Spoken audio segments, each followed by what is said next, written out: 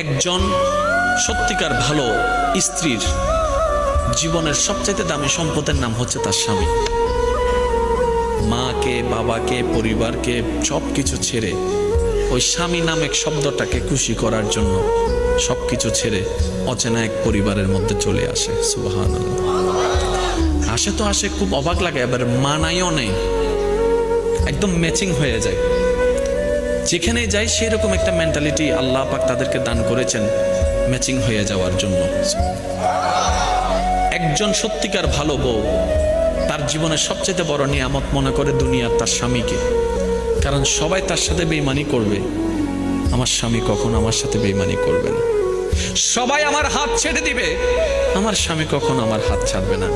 এখানে যারা বিবাহিতরা আছেন, আমি ছোট্ট মানুষ হিসেবে শ্রদ্ধার সাথে একটা কথা বলি। এক ঘরের নিচে থাকলে, একই ছাদের নিচে থাকলে অনেক কিছুই হবে, মন মালিন্য, পক্ষে বিপক্ষে, পছন্দ অপছন্দ অনেক কিছুই হবে। এগুলাকে ফোকাস দিয়েন না, ডিভোর্সে যায়েন না। কারণ ডিভোর্স করে যেখানে যাবেন সেখানে যে মহাসুখ পাবেন এরকম কোনো গ্যারান্টি নাই।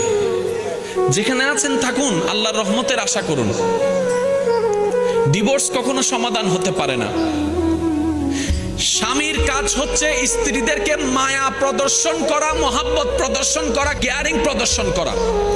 আর স্ত্রীদের কাজ হচ্ছে স্বামীদেরকে ভক্তি করা, শ্রদ্ধা করা, সম্মান করা।